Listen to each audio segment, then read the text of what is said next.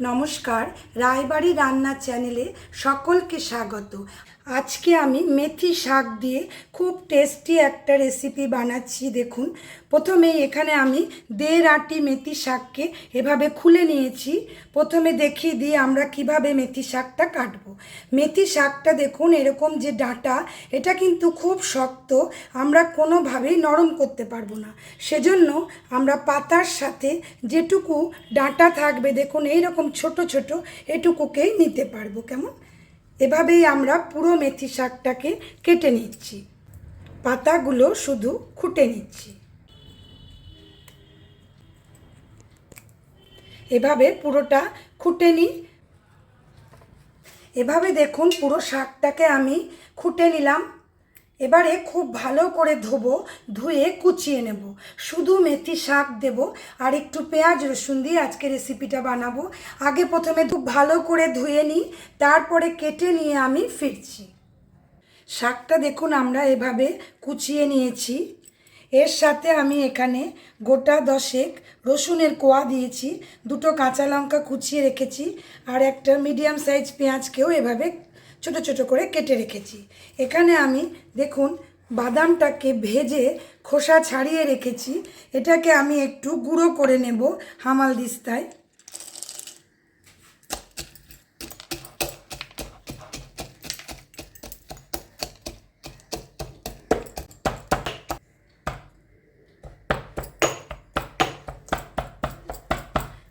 খুব গুঁড়ো কিন্তু করলাম না, একটু খিঁচ রাখলাম। এবারে চলুন আমরা গ্যাসে যাই। আজকে রেসিপিটা আমরা সর্ষের তেলে বানাবো। মেথি শাক সর্ষের তেলে কিন্তু স্বাদটা আমাদের বেশি আসবে। কড়াইটা প্রথমে খুব ভালো করে গরম করে নিয়েছি। এবারে তেলটা দিয়ে দিলাম। তেলটা আমাদের ভালো গরম হয়ে গেছে। একটা শুকনো লঙ্কা আমি এভাবে ফেলে দিলাম। সর্ষে দিচ্ছি, কালো সর্ষে, ছোট চামচের হাফ চামচেরও কম। কয়েকটা দানা মেথি দিচ্ছি। এটা মেথি শাক, মেথি দিলে কিন্তু খুব স্বাদটা বেড়ে যাবে। ফোড়নটা ভালো করে পোড়া হয়ে যাক। এবারে আমরা পেঁয়াজটা দিয়ে দিচ্ছি। ফ্লেম কিন্তু হাই আছে আমাদের। পেঁয়াজটা একটু নরম হোক।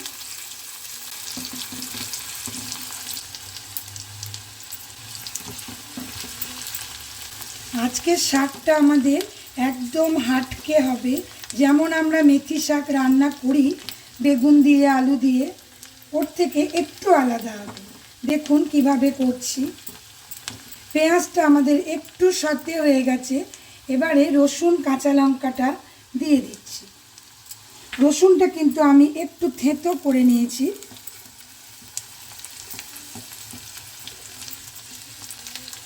একটু ছেড়ে দিই। রসুনটা থেকেও আমাদের কাঁচা গন্ধ চলে গেছে। এবারে আস্তে আস্তে শাকটা ছেড়ে দিই।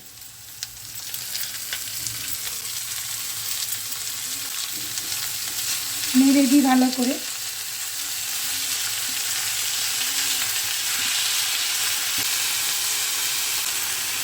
শাকটা কাটার পরেও যদি দেখেন যে এক একটা আমাদের ডাঁটি চলে এসছে, এরকম ফেলে দেবেন। মিলিয়ে দিই ভালো করে। এবারে আমরা নুন দিয়ে দিই। নুনটা স্বাদ মতো দেবেন। এখানে আমি অল্প হলুদ রেখেছি আর শুকনো লঙ্কা। শুকনো লঙ্কাটা নিজেরা স্বাদ মতো দেবেন, আর হলুদ বেশি দেব না, অল্পই দিচ্ছি। ভালো করে নেড়ে দিই। শাকটা থেকে কিন্তু নিজে নিজেই জল বেরোবে, একটু ঢাকা দিয়ে দিতে হবে আমাদের।